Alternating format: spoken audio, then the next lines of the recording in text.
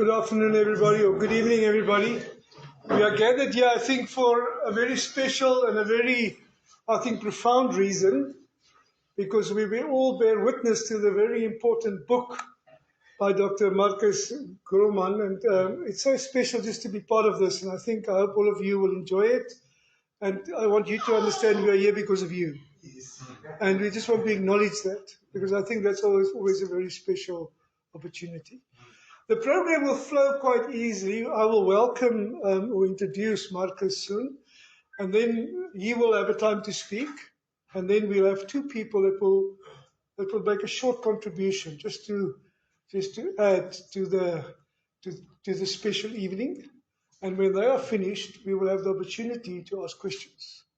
So if you ever have any grudges against Marcus, now is your time. So you can formulate the best possible question that you have, or the most difficult.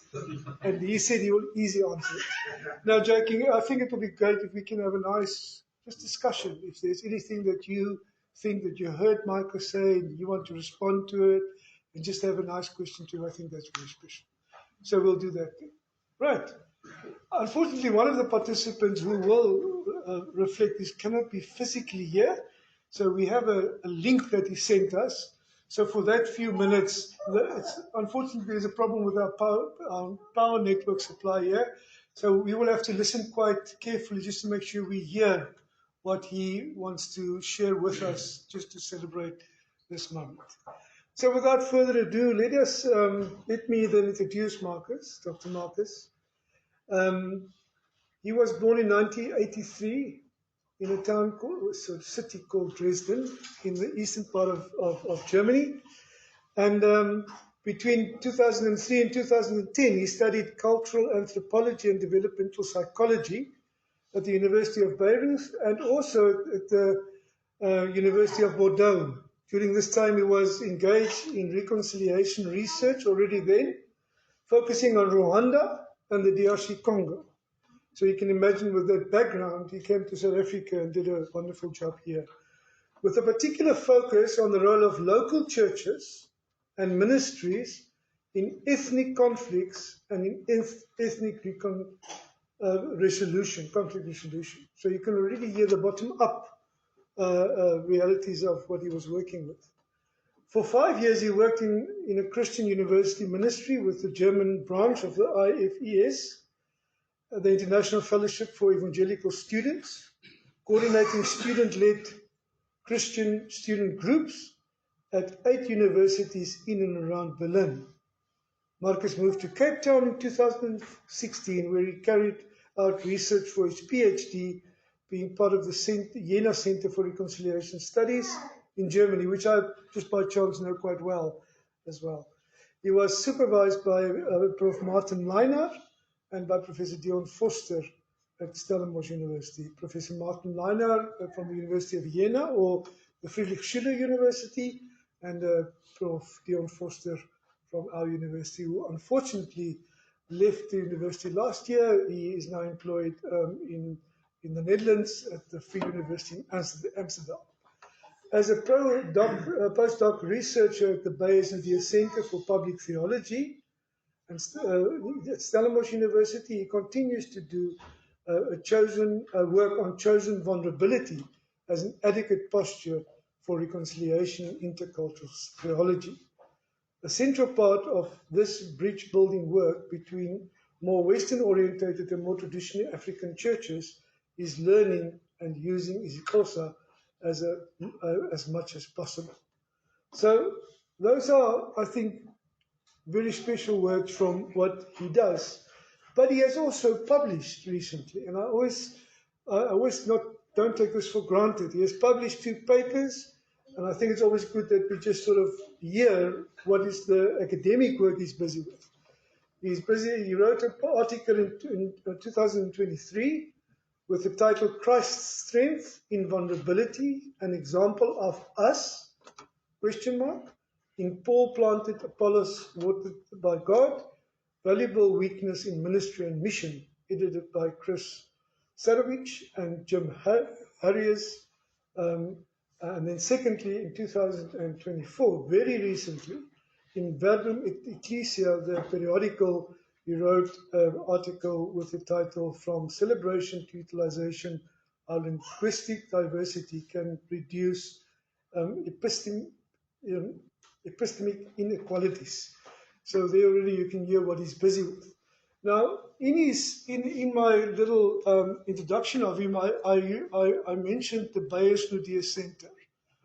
Now, the Beyers Naudé Centre is a centre that's situated at the University of Stellenbosch, at the faculty, and we are very privileged also to have the director of the Beyers Naudé Centre here, Dr. Sipho Makoto.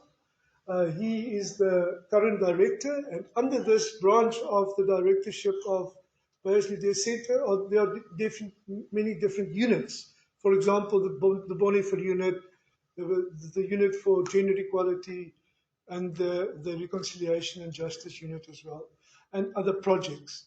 So just to welcome you and to say thank you that you are here. And Marcus is a postdoc fellow at this university and is a link to the Beyers Naudé Centre. Marcus, without further ado, I'm going to give you the chance to speak to us. And I'm very sorry that the PowerPoint is not working, but I'm sure people know you well and they will hear your heart and your mind. Thank you for that. Thank you very much for the kind introduction.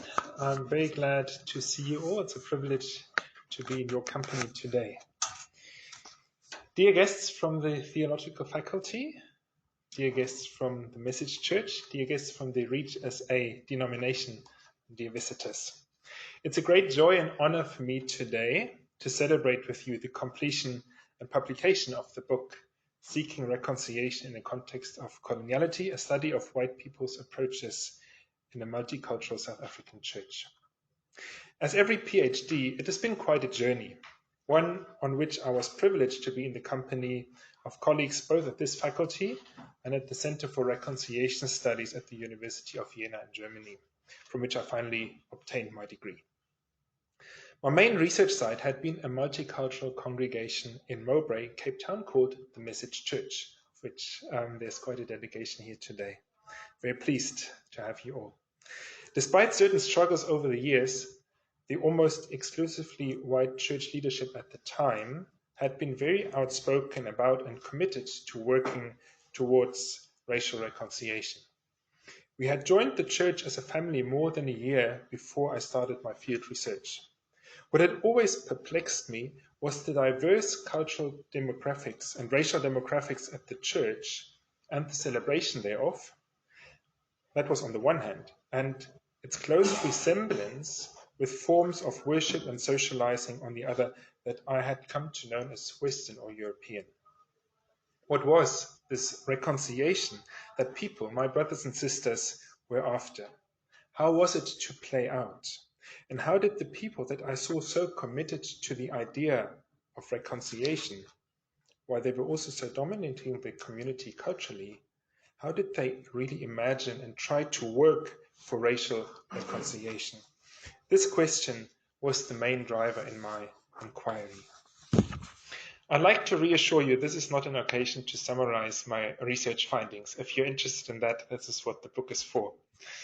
Rather, I would like to respond to one curious question that I was asked repeatedly, and in respect of which there sometimes occurred some misunderstandings. Why the focus on white people? Was I ignorant of the perspectives of people of color? Would it not have been interesting to hear what they had to say about the state of reconciliation at my main research site? How could I even evaluate reconciliation at this church without bringing in the perspectives of everyone? These are important questions, and I will attempt to answer them as best as I can without taking too much time. After all, we have two important guest speakers with us this evening, and I very much look forward to hearing them share their perspectives as well. I'd like to start, though, not with the study itself, but by giving you a little background information about myself. Researchers, no less than other people, are products of their past, their families, their cultural, their spiritual, their political environments in which they have grown up in. This is of particular relevance for those of us who work in qualitative research. My working with a constructivist research paradigm meant acknowledging that I'm not simply objectively studying a reality that is out there to be discovered, but that I as a whole person play a crucial role in defining, selecting, shaping and analyzing my data. I was born in 1983 in former communist East Germany into a family of Christians, my father and grandfather working as deacon and pastor respectively in the Lutheran Church. From an early age onwards, I imbibed the subversive nature of the gospel.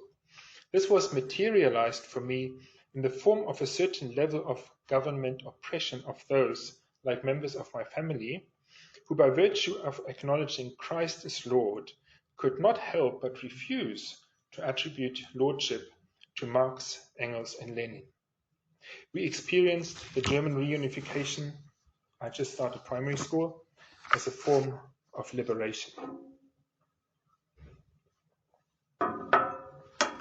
A deep-reaching engagement with the history of my country, first with the Holocaust, later also with aspects like the genocide against the Herero and Nama in German Southwest Africa, were part of my journey in choosing African studies at the University of Bayreuth in Germany. There, I spent years studying and researching the genocide in Rwanda and particularly its aftermath. I tried to better understand the role of the church and how people out of the ashes of their society dared to rebuild relationships, what they called ubwiyunje, translated as reconciliation. My wife and I were born more than 10,000 kilometers apart, but only a few weeks apart. There's something peculiar to our upbringing.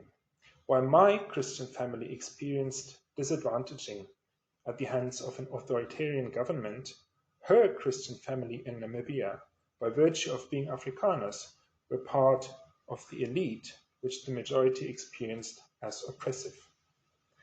Our shared concern for reconciliation emerged from vastly different contexts, but what we have in common is the longing to understand what Christ-like living looks like in our day and age. Why am I telling family history at this book launch? It is significant because through our marriage, we became part of each other's families. And this meant, to an extent, stepping into the histories and challenges of the other's family and culture. And this, again, was instrumental in shifting my research focus from the African Great Lakes region to South Africa.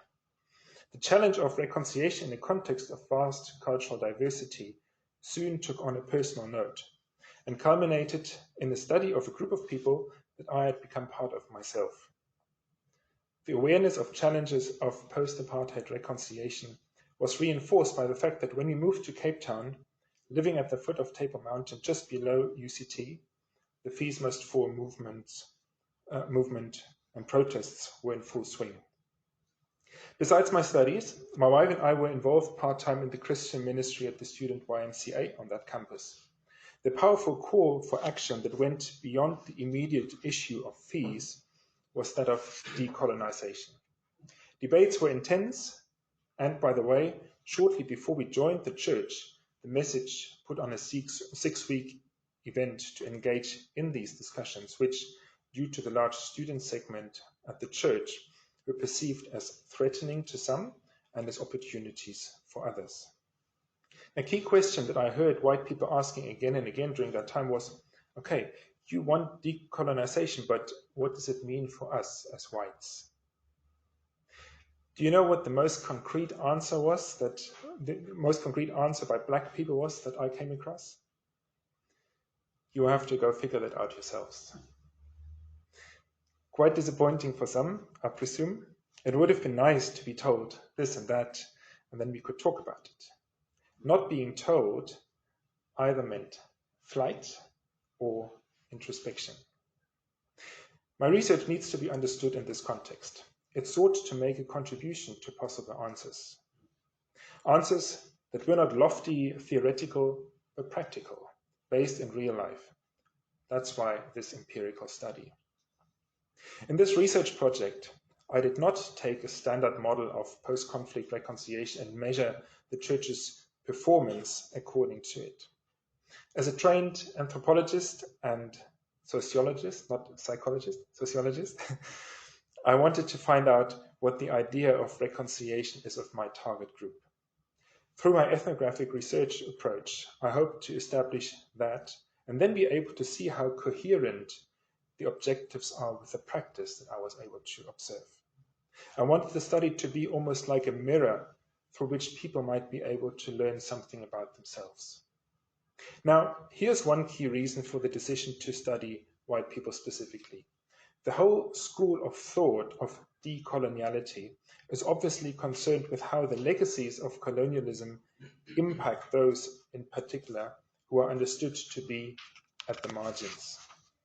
Their liberation, however, as suggested by Ndlovu Gacheni, needs to be accompanied by a de-imperialization of those who are relatively powerful. One could also speak of a decolonization from above.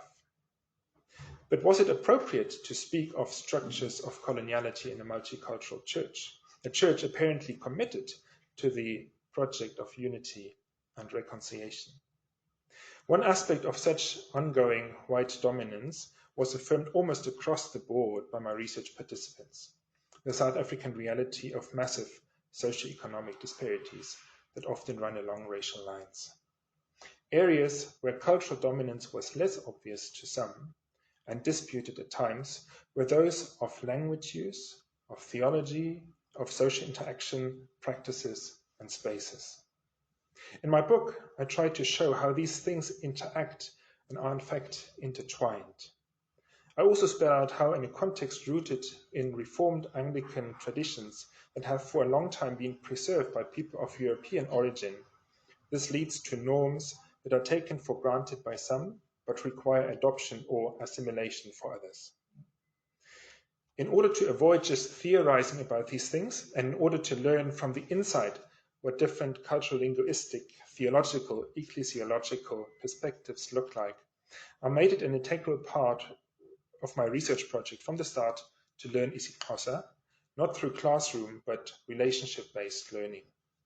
This allowed me to progressively engage Xhosa people in and outside the church in their language or visit churches run in isiXhosa. I learned more and more how lingua cultures conceptualize the world differently and how much intercultural understanding, intercultural knowing is lost when multicultural community is restricted to English. I was therefore aware of the key role of culturally based home languages in seeing, in understanding and responding to reality. This was another reason why I felt that I would not be able to do justice to my research project if I interviewed a significant number of Black people of different backgrounds. Still in the early stages of learning isiXhosa, not to speak of Ndebele, Sepedi, or Setswana, or whatever other Black language we have in our church, I would have had to use a Eurocentric form of English, which would have impacted the quality of my data. Besides interviewing the majority of white regulars at the church, I therefore restricted myself to a small number of interviews carried out and analyzed in isiXhosa. This resulted in an isiXhosa English concept study that forms part of my dissertation. What do I conclude from the work that has just been finished in a way, but in another way has only just begun? It is certainly that in contexts where structural inequalities persist, those who benefit from such structures can greatly contribute to reconciliation inequality by something well known in this faculty, incarnation. In the book, I use the analytical category becoming vulnerable to others, whose resources, whose customs, whose languages may not be those of the center. The tendency in many societies and organizations marked by coloniality is to solve historic inequalities by strategies of inclusion. My research showed that inclusion, for all its strengths and values, is likely to perpetuate some inequalities. Moreover, inclusive community at times appear to require these inequalities to function, as in the case of English, for example, lest the privileged be disadvantaged. I was in a meeting recently with 2 white and 2 Xhosa people, discussing this year's teaching strategy for an Easy Xhosa run township Bible school. In order to accommodate one dear brother, not me, the meeting had to be run in English, which was a struggle for some.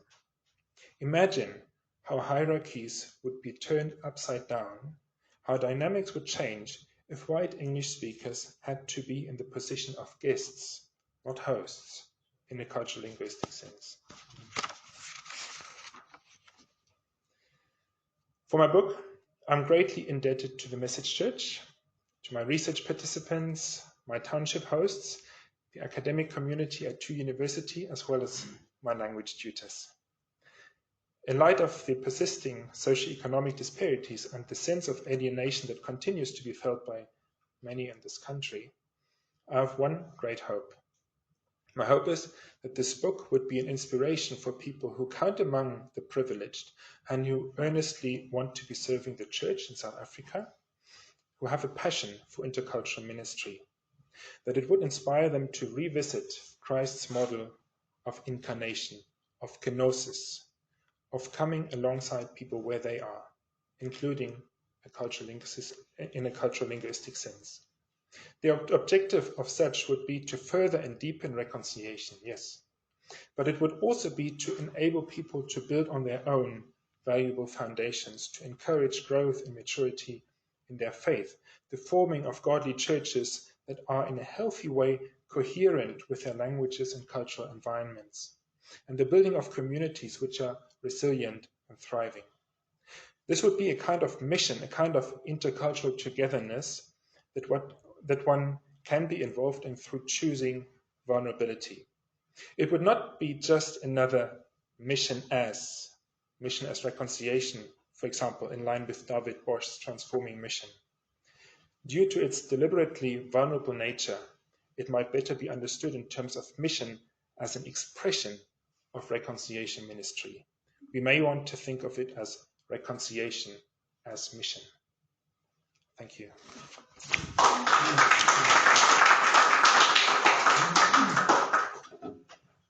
Thank you very much, Marcus. I think that you left off with a lot of thoughts and looking forward to the conversation. One of the persons that has the chance now to speak ticks a lot of those boxes that you referred to. She's a member of the Message Church. She was a participant in your study, and she also is employed by the George Whitfield College.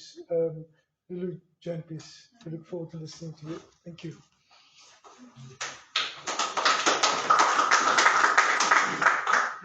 Thanks, Marcus.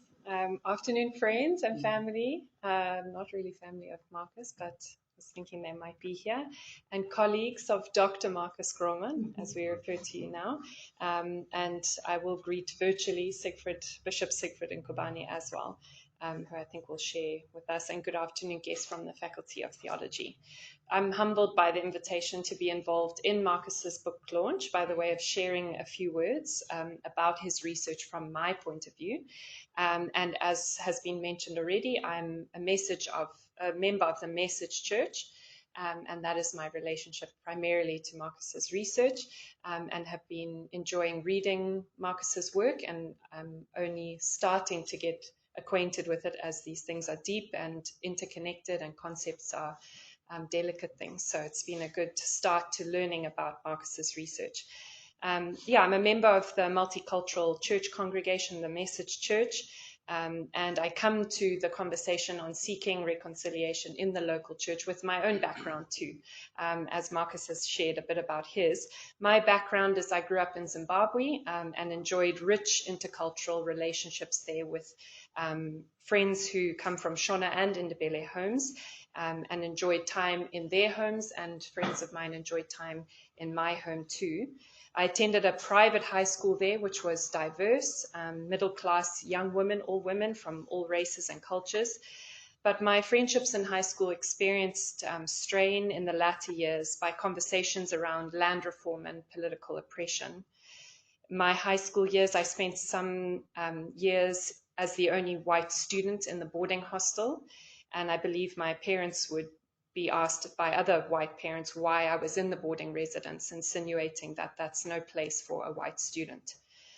I spent time thinking and reading on international reconciliation efforts during my studies in the US. I did a political science, African political science studies in the US, and spent time reading on international reconciliation efforts there. And I've moved now to South Africa to learn, and have been learning about the history of apartheid here, and am now part of a local church which prioritizes reconciliation and has tried to figure out what that means for the local church. Over the years, I've read and explored facets of my evangelical Christian faith and what this means in relation to transformation and reconciliation, socio-economic inequality, and unity in the local church. And now, being involved in theological education, I'm exploring things around curriculum transformation and unity and language in the theological education world. I think there's two aspects of Marcus's research that really stand out to me, that are interesting to my life as I've felt the kind of racial and cultural strife in my own life. And his research is interesting to me as I've also experienced examples of unity and reconciliation both in Zimbabwe and in South Africa, even post-colonialism and post-apartheid. The discussions in the local church and in the university classroom often boil over into unresolved conflict. And at these points, my heart really aches at the seemingly impossible task we face ahead of us. The task to create a unified local church and society in the face of staggering economic inequality, in the face of sin and resentment, ignorance, racism, hurt, misunderstanding, and apathy. The task is made seemingly more impossible as waves of our modern culture push us to summarize each other's identities, to simplify each other's identities, and to cancel one another at every point. So we are seemingly stuck. But two aspects of Marcus's research that I just want to talk about that really stand out to me are really, in my mind, worth seriously considering for the sake of unity in the local church, but which will also impact our larger society, our workplaces, our relationships. Marcus raises the issue that white folks, like myself, are susceptible of being ignorant of first-hand insights into African worldviews. He highlights that this ignorance comes primarily through lack of competency, as he's just raised, in African languages. And in my own experience, I've seen a level of ignorance among us white folks because of our lack of exposure to and curiosity in African literature, music, and cultural practices. The main issue this creates among us, as I think Marcus highlights, is that this creates an obliviousness about cultural difference and cultural value systems. How many of you are married? I am. And one of the key issues in marriage counseling is the issue of exploring the other person's point of view and values as a key part of us creating a harmonious lifestyle. And it's interesting, Marcus, that you explored the role of your marriage too in your research project. Exploring each other's value systems as a way of understanding where each other's coming from, learning how to value what the other person values, even if it is not natural for you initially. In a similar way, if we are to build relationships of harmony and unity and deep community in the local church, we cannot do this without a deeper understanding of each other's worldviews, cultural values, theological interpretations, and as Marcus places special emphasis on, each other's languages. A small step, possibly then, towards being more culturally conversant could be more consistent exposure to each other's home lives, each other's literature, music, language. These things would give us opportunity to relate more deeply, strengthening our efforts at unity, primarily creating familiarity and mutual respect. The second thing I feel is worth considering as we try to live in Christian community post-colonialism is the issue of vulnerability. Marcus says that our ability to challenge structural inequalities and to usher in true reconciliation depends on the consistency of our vulnerable practice. So our ability to challenge structural inequalities and to usher in true reconciliation depends on the consistency of our vulnerable practice. Vulnerable practice, as I understand it in Marcus's research, is in essence being in a posture to receive and to be dependent on others. And Marcus motions that the local church will achieve the reconciliation it desires if it is willing to embrace vulnerability. It's not enough to give to one another out of our economic abundance if we have it, although Marcus recognizes the huge significance of this, even outstanding example of it at the local church he researched. And as a member of this local church, I can reinforce that the local church is very generous in a very special way. But alongside this generosity, Marcus encourages us to be willing to receive, to give up positions of influence, and to allow a culture of leading and guiding one another. In Marcus's findings, this means being willing to be hosted by others, to be taught by others, to receive material goods from each other, to need as much as we are needed. And when we need each other, we are in true community. When each member of the local church gives to and needs from each other as equals, then we are equals. So this provides responsibility for all of us, to be willing and ready to receive. Maybe the challenge for us is to be willing and ready to receive and to learn from others. Maybe the challenge for us is then to continue extending a hand of hospitality, to invite others in so that we might practice this together. Our ability to challenge structural inequalities and to usher in true reconciliation depends on the consistency of these vulnerable practices. And as I've been reading and thinking about Marcus's research, the scriptural exhortation from Philippians 2 comes to mind a lot, which is, in humility, count others more important than yourselves. A posture of humility, being willing to value others more important than ourselves, others' worldviews, others' views of the world as more important than our own, each other's cultural heritage. This is not to say we should romanticize each other or leave each other unquestioned, but to step into the view of the world from the other and count each other's view as important. In humility, being willing to receive from one another. Yeah, in closing, I think, Marcus, you've encouraged us to think about these tools that we have at our disposal to achieve a more reconciled local church community within the realms of our Christian orthodoxy.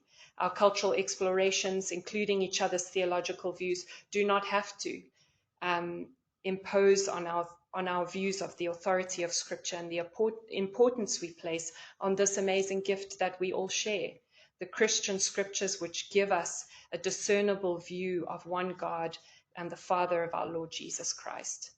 And let's discern that reality together with a fire for the truth that Marcus encourages us to have, and a tangible epistemic humility, which is at the center of Marcus's research.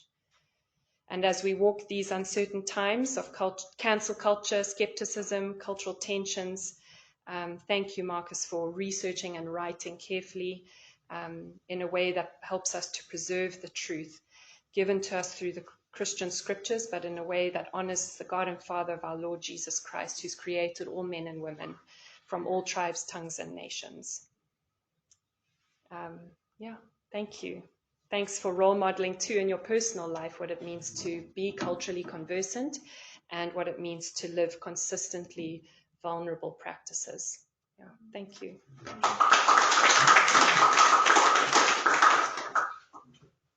Thank you very much, Lulu, for your contribution. And now, unfortunately, as I said earlier, our next speaker cannot be in person, but I sent us a small video, and we're going to try and put it on this table here so that we can hear as best possible. Is that still fine, Jason? The person is Reverend Siegfried Ngubane, who was just elected the presiding bishop Bishop of Reach, South Africa. So I think it'll be very special to listen to him, and let's see if we can gather his thoughts with us as well. Thank you. Well, friends, I think first of all I want to say to all those who have spent time and a lot of effort and researching and writing for us, like Marcus today, who is launching his book on the subject of reconciliation, are to be recommended. We cannot learn to move forward into the future unless we learn from our history, which is our past. Some of us, or many of us, past is not something to be proud of. At the same time, it's not something that we can dwell in, especially when we look at our context in this country, the history of apartheid, which has done a lot of damage and has caused a lot of harm and divided people of this country in so many ways. I think a research like this is helpful for all of us to reflect and learn from those mistakes. But I think it's also helpful as we reflect and know where we are today and how do we go forward. The danger, of course, is to dwell in the past and then not learn what we know, what has happened, our experiences, our pain, so that future generations will live freely and peacefully. And as I utter those two words, freely and peacefully, I know very much that there is no complete peace without our Lord Jesus Christ. And in this world, when you look at South Africa, when you look at our African continent, or elsewhere in the world, we see a lot of pain and suffering and trouble. Why? I believe because of powerful people who want to continue to wield their power in almost everything. Now, just coming back to make a comment or two on the two issues that I've seen on this book that is being launched here today, is the issue of reconciliation and transformation. I've been reflecting a lot on these two recently because of my own journey in many ways. And I cannot think of these two away from the gospel of Christ. I cannot think these two away from what our Lord Jesus Christ did on the cross for us. I think the word reconciliation itself, that term, is a Christian. It's a biblical term. We learn it from our Lord Jesus Christ himself, or the act of God in giving us his only begotten Son, our Lord Jesus Christ, to come and die for us on the cross. That was God's act in providing reconciliation, closing that gap that exists between humanity and him. And he did that by giving us his only Son, our Lord Jesus Christ. So when we want to look at reconciliation, learn reconciliation from a Christian point of view, from a biblical point of view, our starting point is Christ himself. But of course, right through the Bible, and many times I see Paul in his writings addressing the issue of reconciliation, especially where two groups of people have been divided, and I'm sure that in those divisions there's always oppression of others or discrimination of others. So hence, the starting point for us is in the word and rightly handling the word of truth, which is the scriptures. The other one, transformation, is another term that jumped up for me in this book.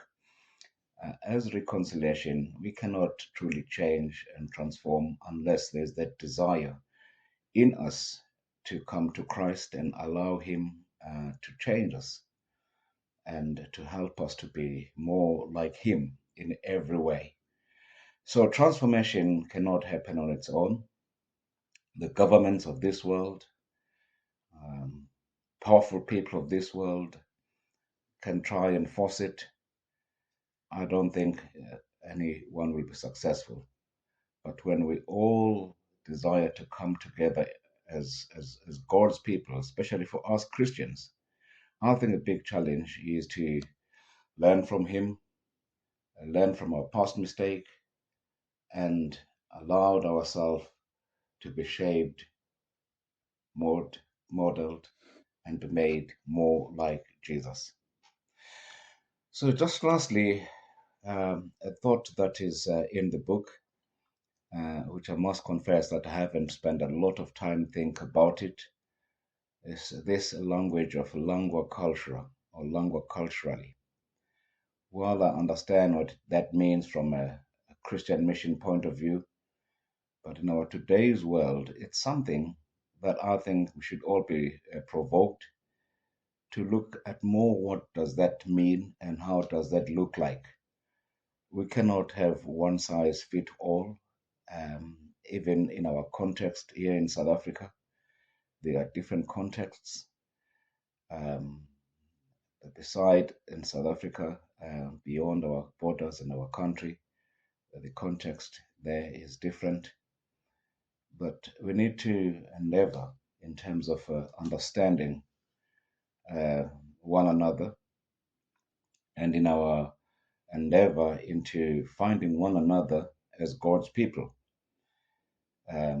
The challenge we face in this country is that almost everything is done in one language, which sometimes I know it's difficult to transfer all the ideas and concept or translate them or interpret them for other contexts.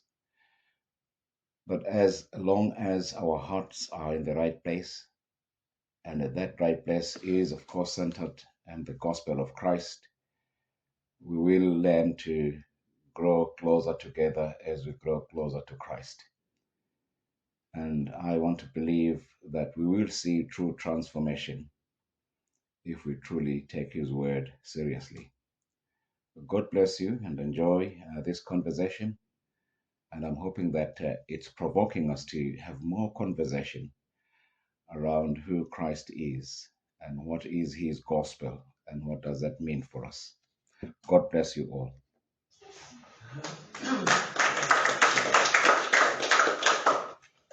So thanks to the bishop in his absence, and those of you who have regular contact with him, please send him our thanks for his contribution. So now is the chance to ask your difficult questions that you have prepared in your minds for Marcus, and he'll be more than happy to answer them. So if you don't mind, please indicate just by your hand that you have a question, and then we can ask perhaps that he answers question by question, because probably will be the easiest. Anybody? Yes, there is the first question. Well, firstly, thank you, Marcus. Thank you for your hard work and congratulations. So I wanted to ask really, I mean, it's been touched on already, you've touched on it, and all the speakers have already. But in particular, how do you envisage the evangelical church, and particularly a denomination, reach embodying this honourable mission that goes beyond, as you put, transformation just from within?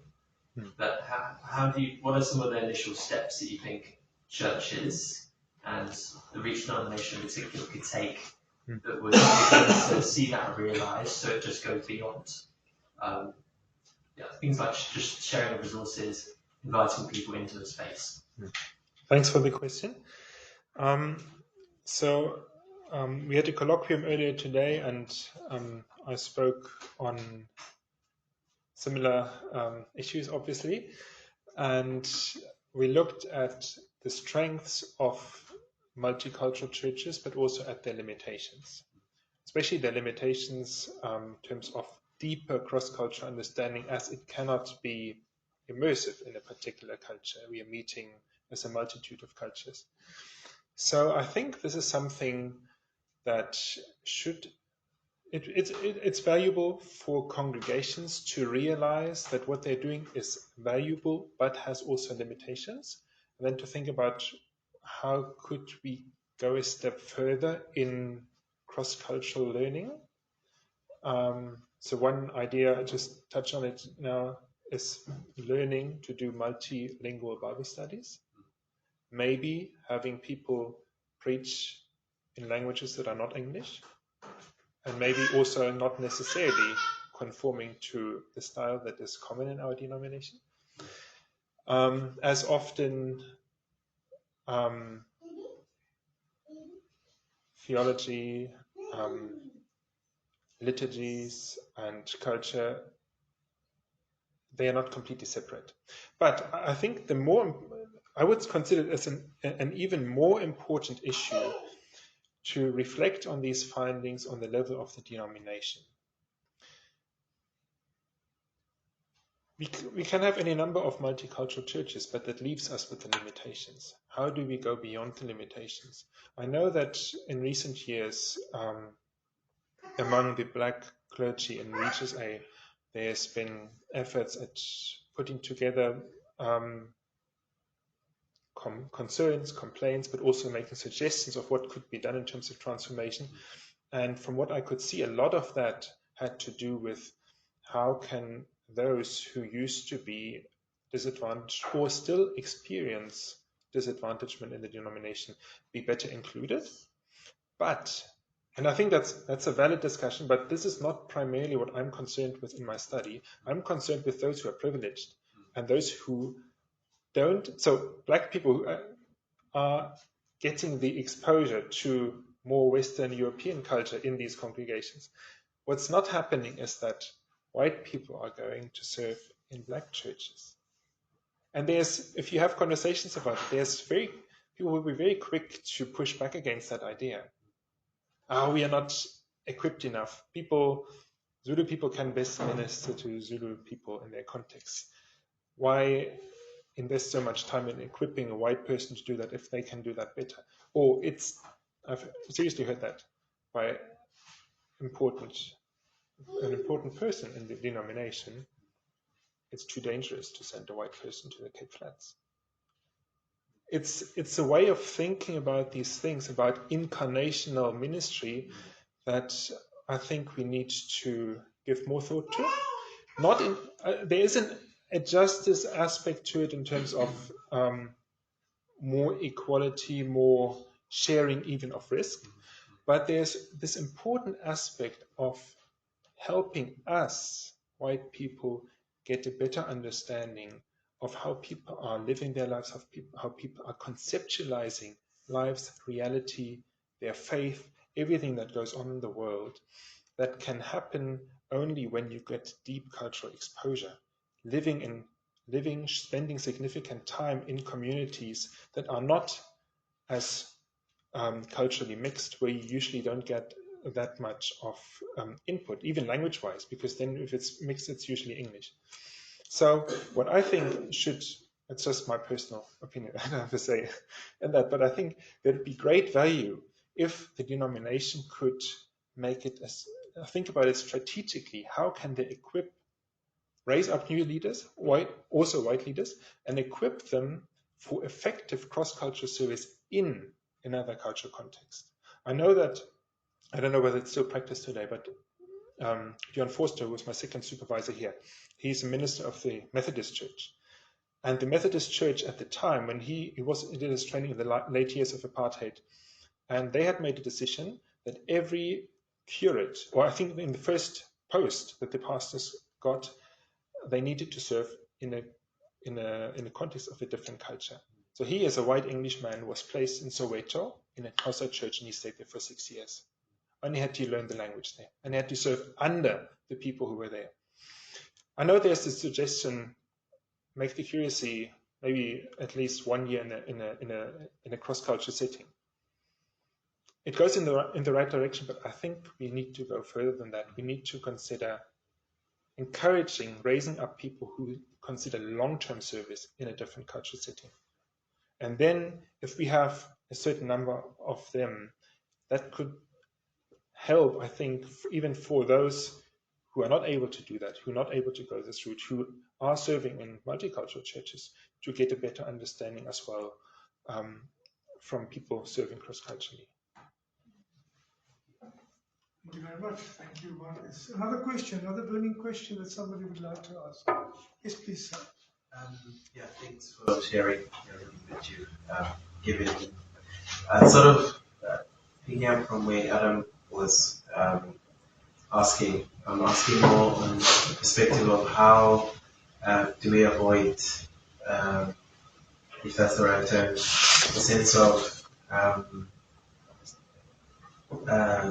guilt per se, because there's a sense in which conversations that I've had with some of my white brothers and sisters, there's a sense of guilt that's taken on to say, oh, this has been the experience, and so everyone thinks we then think like that, of the things that have happened in the past, as in the white brother is expressing a sense of, oh, this is what my ancestors have done, and so everyone thinks I've done this. And so there's the actions that they then do to try and experience this reconciliation becomes acts coming out of the guilt that they feel.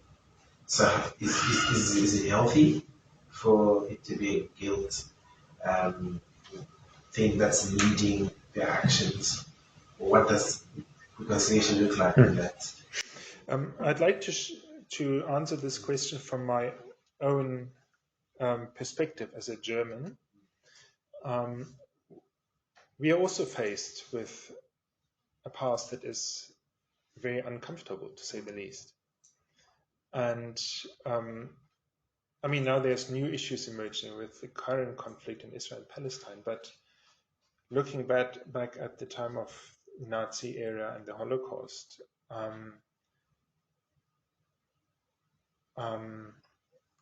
a lot of people, so in my schooling, in the 12 years of schooling, we dealt very intensely with the Nazi era 3 times in several steps.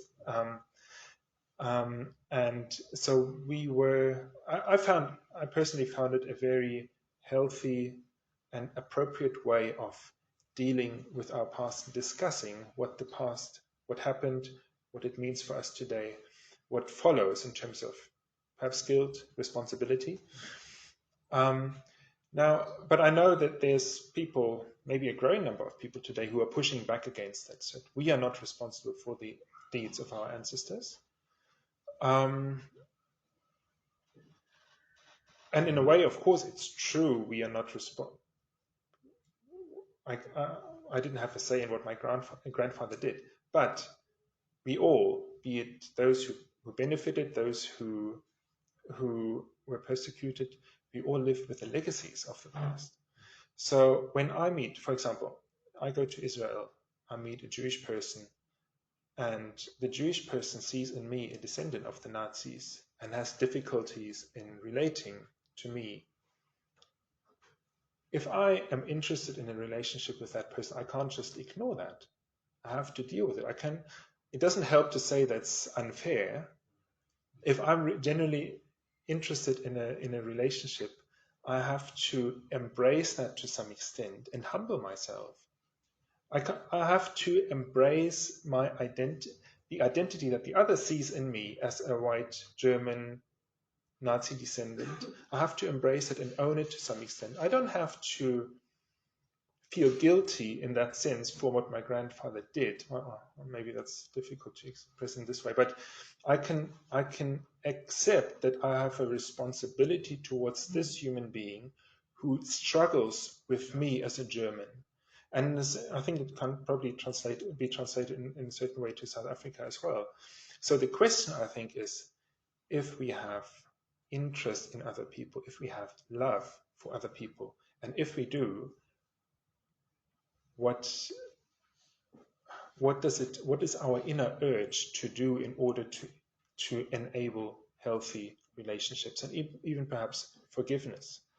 You can never ask for it, but we can take steps in this direction that makes it perhaps a bit easier for people to forgive, or maybe to help me see ways in which we can deal with the past constructively. Thank you very much. I want to thank you for coming. I want to thank you for being here. Marcus, I want to congratulate you again with the book and that they published your thesis. That's very special, your dissertation. And we're looking forward to many publications and engagements, not only on the academic side, but also on the helping the broader South African society to understand what it means to be vulnerable and humble in the way that we deal with each other. Thank you so much, and congratulations again. Thank you very much, Krista, and thanks for attending.